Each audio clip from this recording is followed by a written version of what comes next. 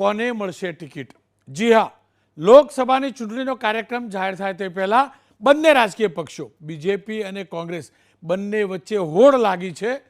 સૌથી પહેલી યાદી કોણ જાહેર કરે, અને સંકેત મળી રહ્યા છે બીજેપી જાહેર કરી દેશે પાર્લામેન્ટરી બોર્ડની અંદર, અને ત્યાં જ નક્કી થશે અને ત્યાંથી જ નામ આવશે. સૂત્રના આધારે કોઈ જાણકારી નથી આવતી, તર્ક ચોક્કસથી હોય છે, અને તર્ક એ કહે છે કે 26માંથી 18 જેટલા સાંસદોના ભારતીય જનતા પક્ષ પત્તા કાપશે. એટલે કે 18 સાંસદો આ વખતે ચૂંટણી નહીં લડતા, તેમના સ્થાને નવા ચહેરા હશે. કોંગ્રેસ ચોક્કસથી કેટલાક જૂના લોકોને ઉતારશે તો કેટલાક નવા લોકોને ઉતારશે. આજે 2 બેઠકની વાત કરવી છે. એક બેઠક છે ભરૂચ. આપણે તમામ લોકો જાણીએ છીએ મનસુખભાઈ વસાવાની આ બેઠક છે. હું ફરીથી નામ સાથે કહું છું, બીજેપી કરતાં પણ વિશેષ મનસુખભાઈ વસાવાની આ બેઠક છે, કારણ કે મનસુખભાઈ વસાવા સતત ત્યાં જીતતા રહ્યા છે. આ વખતે કોંગ્રેસ આપનું ટાઈપ થયું છે. ચૈતર વસાવા એમને આમ આદમી પાર્ટીને કોંગ્રેસે સંયુક્ત રીતે ઉમેદવાર બનાવ્યા છે, પણ હજુ ત્યાં પેચ ફસાયેલો છે. ત્યારે શું મનસુખ વસાવાને ભારતીય જનતા પક્ષ રિપીટ કરશે? કોંગ્રેસ શું ખરેખર આ ટાઈપની યથાવત રાખશે? એ પણ ચર્ચાનો વિષય છે. પણ આ તમામની વચ્ચે સૌરાષ્ટ્રની અમરેલી બેઠક, જેના પર સૌથી વધુ તમામની નજર છે, અને એ પણ હકીકત છે કે 26માંથી જે 18 નવા ઉમેદવાર આવવાની વાત ચાલી રહી છે, તર્કના આધારે ચર્ચા ચાલી રહી છે, એમાં પહેલું બીજું નામ અમરેલીનું ગણાય છે. જી હા, નારાયણભાઈ કાછડિયા અમરેલીના સાંસદ છે. તેમને અગાઉ પણ તક મળી ચૂકી છે. આ વખતે તક મળે કે ન મળે એને લઈ અટકળો છે, પણ પ્રચંડ સંભાવના છે કે નારાયણભાઈ કાછડિયાને તક નહીં મળે. ખેર, આ જ બંને મુદ્દે ચર્ચા કરવા નરેશભાઈ ઠક્કર વરિષ્ઠ પત્રકાર પણ છે અને ડિરેક્ટર પણ છે નર્મદા ચેનલના, અને સાથે જ મહેન્દ્રભાઈ બગડા વરિષ્ઠ પત્રકાર છે, અમરેલીથી મારી સાથે જોડાયા છે. બંને સાથે વાત કરીશું, અને મહેન્દ્રભાઈ સાથે પહેલી વાત કરીશું. અને જે ચર્ચા અમરેલીની ચાલી રહી છે, અમરેલીમાં સ્વાભાવિક રીતે જ નારાયણભાઈ કાછડિયાનું પત્તું કપાય તો 2 નામ સૌથી વધુ ચર્ચામાં છે. એક નામ છે પુરુષોત્તમભાઈ રૂપાલા, અને બીજું નામ છે મનસુખભાઈ માંડવિયા. બંને કેન્દ્રીય મંત્રી, બંને રાજ્યસભાના સભ્ય હતા. બંનેની ટર્મ પૂરી થઈ રહી છે. રાજ્યસભામાં તેમને નથી ઉતારાયા. એનો મતલબ બની શકે કે લોકસભામાં ફરી એકવાર મોકો મળે. આ બંનેને એક સાથે તો મળવાનો નથી, બની શકે કે બંનેમાંથી એકને મળે. પણ જો બંનેમાંથી કોઈને ન મળે અમરેલી બેઠકથી, તો કોને મળે? તો એમાં દિલીપભાઈ સંઘાણીનું નામ ચર્ચામાં છે, ગોપાલ વસ્ત્રપુરાનું નામ છે, સુરેશ પાનસુરિયાનું નામ પણ છે, હિરેન હિરપરા ખેડૂત નેતા છે, યુવા નેતા છે, એમનું પણ નામ છે, ડૉક્ટર ભરત કાનાબારનું પણ નામ છે. કોણ હોઈ શકે અને કોણ ન હોઈ શકે, અને કેમ હોઈ શકે, એ તર્ક સાથે ચર્ચા કરવા મહેન્દ્ર બગડા મારી સાથે જોડાયા છે. મહેન્દ્રભાઈ, તમને શું લાગે છે? જો આ નારાયણભાઈનું પત્તું કપાશે એવું મારું આકલન છે, અને પક્ષનાથી કોઈ સૂત્રોથી જાણકારી નથી, પણ અનુભવના આધારે લાગે છે કે નારાયણભાઈ નહીં હોય અને નવા કોઈ હશે. હવે 2 નામ પહેલાં ચર્ચામાં છે, પરસોત્તમ રૂપાલા અને મનસુખભાઈ માંડવિયા. શું કારણ હોઈ શકે કે આ બંનેમાંથી કોઈને એક ટિકિટ મળે, ને શું કારણ હોઈ શકે કે બંનેમાંથી એક નહીં, ત્રીજું જ કોઈ હોઈ શકે?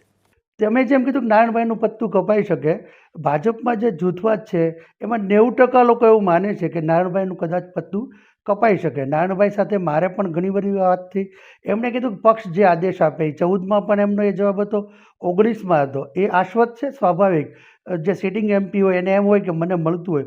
મનસુખભાઈ માંડવિયાનું એટલા માટે વિચારવામાં આવે છે કે ભાવનગર કોળી બાહુલ વિસ્તાર છે, ત્યાંથી ભારતીબેનને હટાવી રિપ્લેસમેન્ટમાં કોઈ કોળીને આપવી જોઈએ, એવું બધા જ લોકો, રાજકીય પંડિતો, નિષ્ણાતો માને છે. મનસુખભાઈ અમરેલી જિલ્લાના પ્રભારી રહી ચૂક્યા છે. એમનું ગામ હણોલ બોર્ડર પર છે. સાવરકુંડ અમારી જે લોકસભાની સીટ છે એમાં અમરેલીમાં મહુવા ગારિયાધાર આવે છે. ગારિયાધારથી નોંગણવદરથી નજીકમાં જ એમનું ગામ છે. મનસુખભાઈને મળી છે કે રૂપાલા સાહેબ આશ્ચર્ય રીતે છેલ્લા 6 મહિનાથી અતિ સક્રિય છે. સક્રિય તો છે જ, એ આમ તો સ્થાપક સભ્ય છે, પણ એમનો જે રિઝર્વ નેચર હતો એના બદલે સેંકડો લોકોને ફોન કરે છે. એમણે સાંસ્કૃતિક એક કાર્યક્રમ કર્યો. લોકો એવું પણ વિચારે છે, પણ મારા મતે રૂપાલા સાહેબ લેવા બાહુલ વિસ્તાર, આપણે માન્ય કે ન માન્ય રોનકભાઈ, પણ જ્યારે મતદાન થતું હોય છે ત્યારે જ્ઞાતિઓ, પેટા જ્ઞાતિઓ, ધર્મ બધું જ ગણવામાં આવે છે. 2002માં જ્યારે ભાજપનું પ્રચંડ બહુમત હતું ત્યારે પણ પરસોત્તમભાઈ રૂપાલા કડવા પટેલ હોવાના કારણે અમરેલી બેઠક હારી ગયા હતા.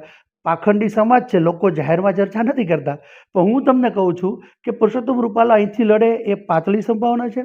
મનસુખ માંડવિયાને જો સાહેબ મોદી સાહેબ એમની ગવર્મેન્ટમાં ઈચ્છતા હોય, રાજ્યસભામાં ગયા નથી, સંગઠનમાં જો કોઈ નવું કામ સોંપે તો જુદી વાત છે, નહીં તો અમરેલીમાં એ લડે એવી એમની પ્રબળ સંભાવનાઓ છે. એક એ છે. અને જો નવું જ નામ આપે તો આપે જે નામ કહ્યું ડૉક્ટર કાનાબાર ગેર પટેલમાં જો આપે નોન પટેલ, જે સંભાવના બહુ ઓછી જોવામાં આવે છે. પટેલ બાહુલ વિસ્તાર છે એટલે એમને જ આપે, નહીં જ કન્સિડર કરે એવું લોકો માને છે. દિલીપ સંઘાણી પણ ચોંકાવી શકે છે. દિલીપભાઈ માટે ખૂબ મોટા પ્રમાણમાં ઈચ્છે છે, એમના જૂના નવા કેટલાક નવા સમાધાનો બધું જ બની ગયું છે. હિરેન હિરપરમનું નામ છેલ્લા કેટલાક દિવસથી અચાનક ચર્ચાઈ રહ્યું છે. ગોપાલ વસ્ત્રપરા છે, એ પણ લાઇનમાં છે. સુરેશ પાનસુરિયા, જે રીતે રમેશ ધડુકને ટિકિટ આપવામાં આવી હતી એમની જે સેવાકીય કે ધાર્મિક કાર્યો કે બીજેપી માટે, રમેશ ધડુકને જે પેટર્ન પણ મળી હતી એ સુરેશ પાનસુરિયાને મળી શકે. અને ભાજપ છે છેલ્લે કંઈક આપણે એક નામ મુકેશ સંઘાણી સખત મહેનત કરી રહ્યા છે. હવે એમના ઉપરથી સૂચના છે, સેલ્ફ મોટિવેટેડ છે. કોણ મુકેશ સંઘાણી? એટલે દિલીપભાઈ સંઘાણીના નાના ભાઈ છે. પણ તમને લાગે છે જુઓ, દિલીપભાઈ સંઘાણીએ ઘણું બધું આપ્યું છે, અનેક સહકારી સંસ્થાઓમાં મહત્વની જગ્યા આપી છે, અને એમના જ પરિવારને, એમના જ ભાઈને ટિકિટ પણ આપે. એક ભાઈ સહકારી ક્ષેત્રમાં, એક ભાઈ સરકાર શાસક પક્ષમાં બેસવાના માટેની ટિકિટ લે, આવું માની શકાય ખરું? સંઘાણી લેગેસી ચાલુ રાખવા ઈચ્છતું હોય ભાજપ તો મેઇન સ્ટ્રીમમાં અત્યારે છે નહીં. સ્વાભાવિક છે રોનકભાઈ, રાજનીતિ એ પરિવારમાંથી આવે છે તો સ્વાભાવિક છે કે ડૉક્ટરના છોકરા ડૉક્ટર થાય છે, પરિવારમાંથી આકર્ષણ હોય છે. અને એ રીતે મુકેશને પણ ઇગ્નોર ન કરી શકાય કે એ એમને મળે ન મળે કોણ, એ તો કોઈ કહી શકતું નથી. પણ મને એ કહો, જો નારાયણભાઈને ટિકિટ નથી આપતા તો બાકીના 100%માંથી વધુ શક્યતા પરસોત્તમભાઈની કે મનસુખભાઈની? કેટલા ટકા મનસુખભાઈ, કેટલા ટકા? 100%માં વેચવા હોય તો પરસોત્તમભાઈ મનસુખભાઈ બંનેમાંથી કોઈ હોય તો વધુ શક્યતા, વધુ ટકા કોની શક્યતા? 90% મનસુખભાઈ, 10% રૂપાલા સાહેબ. એનો મતલબ રૂપાલાજીની શક્યતા ઓછી છે આ સંજોગોમાં મારા હિસાબથી. કારણ કે જે રીતે 2002માં આપણે, મેં કીધું રોનકભાઈ બહુ પાખંડી સમાજ છે, કેટલીક જાહેરમાં ચર્ચા નથી કરતા, પરંતુ ટિકિટ આપતી વખતે આ બધું જ આપણે બધા 20 વર્ષ સુધી 2 દાયકાથી આ ક્ષેત્રમાં કામ કરીએ છીએ. નાની ટિકિટમાં પણ જો કડવા લેવા, કોળી સમાજમાં કન્સિડર કરવાનું હોય, જ્ઞાતિઓને જોતા હોય, મારા હિસાબથી લેવા પટેલ બાહુલ વિસ્તાર છે અને રિસ્ક ભાજપ નહીં લે. પણ જો તો પછી જો આપ કહો છો તો પરસોત્તમભાઈને પછી લોકસભામાં રાખવા હોય તો ક્યાંક કડવા પાટીદારની બેઠક રાજકોટ ત્યાં પણ તો લઈ જાય છે. પોરબંદર છે ને, પોરબંદરથી લડાવી શકે, રાજકોટથી લડાવી શકે. નહીં, પોરબંદર બી તો લેવા પટેલની બેઠક. એમાં ગોંડલ, સોરી, તો રાજકોટ આવી શકે. જે મોરબી વિસ્તાર, જ્યાં મને એક્ઝેક્ટ કડવા પટેલની સૌથી સ્ટ્રોંગ હોલ્ડનો ખ્યાલ નથી, મારા હિસાબથી ભાજપ સાહસ નહીં કરી શકે. ખેર, હવે કોંગ્રેસની વાત કરી. જી, હવે કોંગ્રેસની વાત કરી લઉં. કોંગ્રેસમાંથી પરેશ ધાનાણી મેદાન છોડવાના છે હું જાણું છું. ગઈ વખતે કેવી રીતે લડ્યા હું જાણું છું. આ વખતે કોણ મળશે કોંગ્રેસમાંથી, કોણ ઉમેદવારી કરશે? જો એક ફિક્સ હોય છે, વીરજીભાઈ ઠુમ્મર કોઈ પણ ચૂંટણી હોય છે, વિધાનસભા કે લોકસભા, એ પ્રબળ દાવેદાર કાયમી હોય છે. એ ચૂંટણી પ્રિય માણસ છે, એમને લડવી ચૂંટણી ખૂબ ગમે છે, એટલે એ તો માંગશે જ. એમની પુત્રી જેની ઠુમ્મર એ પણ સખત દાવેદારી ઠોકશે. પરંતુ પ્રતાપ દુધાત, મારી પાસેનો તર્ક છે, સૌથી ઓછા મત 2900 કે 3300 મતે ભાજપની 156 જેટલી સીટો આવવા, આટલા મોટા વાવાઝોડામાં બહુ ટૂંકા માર્જિનથી પ્રતાપ દુધાત ચૂંટણી હાર્યા છે. જિલ્લા કોંગ્રેસના પ્રમુખ છે, યંગ છે, ડાયનેમિક છે, અને ક્રિકેટનો વર્લ્ડ કપ હોય તો ખેલાડીને રમવાનું જોઈએ. આ લોકો ચૂંટણી લડવા માટે તો ઉત્સુક હોય, તૈયાર. એટલે પ્રતાપ દુધાતને હું 1 નંબર પર જોઉં છું. ત્યાર પછી વીરજીભાઈને અને પછી જેની ઠુમ્મર. આ 3 નામમાંથી લગભગ કોંગ્રેસમાંથી આ લોકો જ લડે એવી સંભાવના. મહેન્દ્રભાઈ, આપનો ખૂબ ખૂબ આભાર. ખેર, નરેશભાઈ ઠક્કર જોડાયા છે ભરૂચથી. નરેશભાઈ, આપનું સ્વાગત છે. જો એક ક્લિયર થઈ ગયું છે હાલ પૂરતું કે ત્રિપાંખીયો જંગ નથી બીજેપી અને કોંગ્રેસ. તમને શું લાગે છે, મનસુખભાઈ વસાવાને બદલશે ખરા ભાજપવાળા? અને જો બદલે તો કોણ હોઈ શકે તેમના સ્થાને? અત્યારની જે વર્તમાન પરિસ્થિતિમાં ચૈતર વસાવા એક યુવાન નેતા તરીકે આદિવાસી વિસ્તારમાં ઉભર્યા છે. એમને જે મહત્વ મળી રહ્યું છે, એમને ભારતીય જનતા પાર્ટીમાં ખેંચવાની કોશિશ કરવા છતાં, એ જેલમાં જવા છતાં એમણે ભારતીય જનતા પાર્ટીનું શરણું સ્વીકાર્યું નથી અને આપના ઉમેદવાર તરીકે એ અકબંધ રહ્યા છે, ધારાસભ્ય રહ્યા છે. અને અત્યારે તો ગુજરાતની તમામ બેઠકોમાં ભરૂચ જિલ્લાની બેઠક ચૈતર વસાવાના નામથી વધારે ગરજી અને ગાજી રહી છે. તો બીજી બાજુ મનસુખભાઈ વસાવા પણ સતત 6 ટર્મ અહીંયા લોકસભામાં રહ્યા છે. અહીંના વિસ્તારમાં એ આદિવાસી પટ્ટીના જે મતદાતાઓ છે એનો સવિશેષ ટકાવારી છે, 30%થી વધારે જેટલા મતદાતાઓ છે. પણ મનસુખભાઈ વસાવા માટે આ વખતે થોડો રાહ મુશ્કેલ છે, કારણ કે ભારતીય જનતા પાર્ટીનું જે પ્રદેશ કક્ષાનું માળખું ખરું, CR પાટીલથી માંડીને બીજા બધા પણ, કેટલાક આનંદીબેન વખતે પણ મનસુખભાઈ વસાવાએ જે કંઈ કર્યું, પાર્ટીની અંદરમાં રહીને પાર્ટીની સામે નારાજગી વ્યક્ત કરવી, જે આવ્યું સાચું બોલે, કદાચ નિખાલસ બોલતા હશે, ક્યારેક અપશબ્દો પણ બોલે છે, પણ આ બધો રેકોર્ડ કેન્દ્રીય ભારતીય જનતા પાર્ટીની નેતાગીરીએ ધ્યાને લીધું છે અને એમની સામે નેતૃત્વમાં ઘણો બધો અસંતોષ છે. તો બીજી બાજુ અત્યારે અમારી પાસે જે માહિતી છે એ પ્રમાણે જે અહીંયા સેન્સ લેવા માટે આવ્યા હતા, ત્યારે એક મુદ્દો ખાસ ભારતીય જનતા પાર્ટી માટે ભરૂચ જિલ્લાની બેઠક માટે માથાનો દુખાવો બન્યો છે કે આદિવાસી ઉમેદવાર મૂકવો કે કેમ.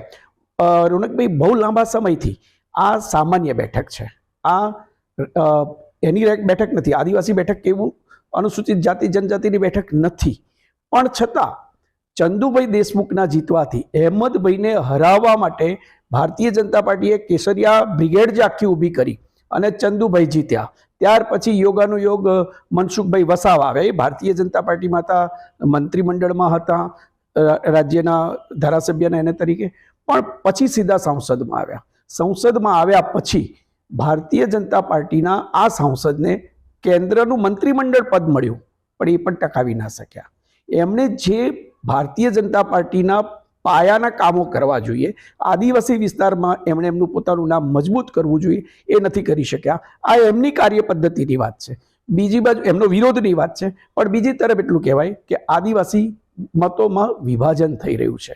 ચૈતર વસાવાના આવવાથી એક મોટો આદિવાસી મતદાતાનો વિભાગ અને ખાસ કરીને યુવાનો દેડિયાપાડા, સાગબારા અને એની પટ્ટી પરથી તો એ આપ તરફ વળ્યો છે.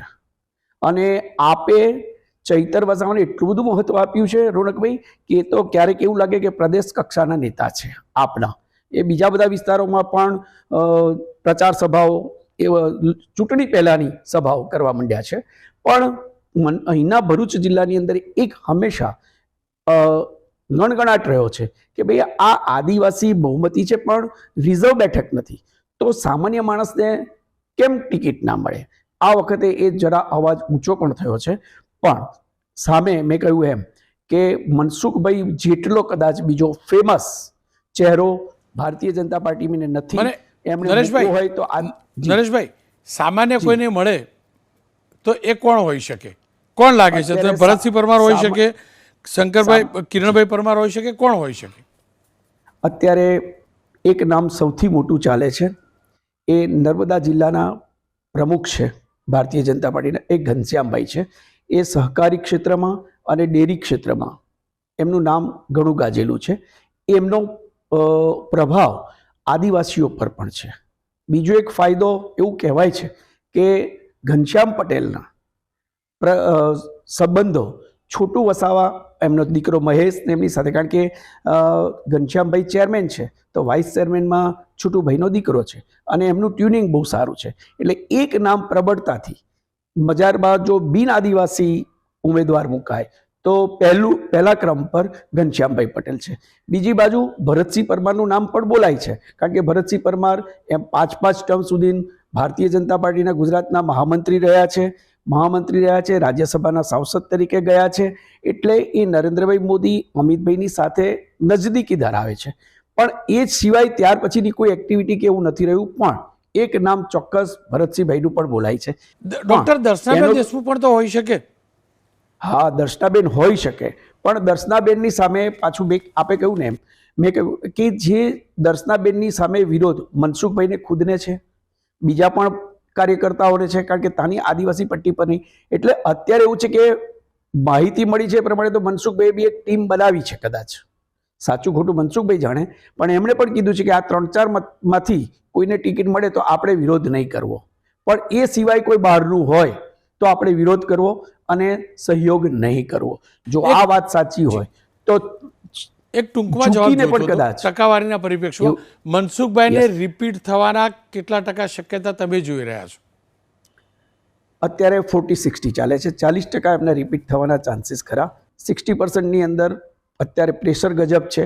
એટલે એક બહાર ચર્ચા એવી પણ આવી છે કે સ્કાયલેબ ત્રાટકે એવું કોઈક નવો જ ફેમસ ચહેરો પણ મોદી સાહેબ કરી શકે છે. અચ્છા, કોંગ્રેસ અને આપનું ટાઈપ ટકી રહેશે જ અને ચેતર એકલા જ આપના ઉમેદવાર રહેશે, એની કેટલા ટકા શક્યતા? રોનકભાઈ, કોંગ્રેસ તો બહુ ભારી ધોવાણ થયું છે ભરૂચ જિલ્લામાં છેલ્લા 30 વર્ષની અંદર, અને અહેમદભાઈની ગેરહાજરીમાં તો હવે એકતાનો અભાવ ગલીએ ગલીએ દેખાઈ રહ્યો છે. પણ એટલું ખરું કે ચૈતર વસાવા કોશિશ કરશે જીતવા માટેની, પણ કોંગ્રેસના કેટલા નેતાઓ એમને સપોર્ટ, કદાચ બાર્ગેનિંગ હોઈ શકે. અત્યારે ગણગણાટ છે. ફૈઝલ, મુમતાઝ એ લોકો સહયોગ નથી કરી રહ્યા. એ લોકો કદાચ એમનું કંઈક ડિમાન્ડ મૂકીને કે કોઈક સેટલમેન્ટનું હોઈ શકે. રાજકારણ છે, તડજોડની નીતિ હોય છે, કેટલુંક માંગો કેટલુંક આપો. પણ તેમ છતાં અત્યારે જો ભારતીય જનતા પાર્ટીને થોડી બી શંકા જશે તો મનસુખભાઈને રિપીટ કરી દેશે. આપનો ખૂબ ખૂબ આભાર. ખેર, બીજેપીનું પાર્લામેન્ટરી બોર્ડ નક્કી કરશે અને ત્યાંથી કોઈ પણ સૂત્રોથી જાણકારી નથી આવતી.